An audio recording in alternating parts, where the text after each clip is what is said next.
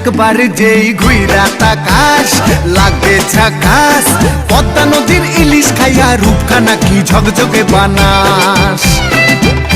একবার যেই ঘুইরা তাকাস লাগে ঝাকাস, পদ্মা নদীর ইলিশ খাইয়া রূপখানা কি ঝকঝকে বানাস। ও লালা হো, ও লালা হো, ও লালা হু,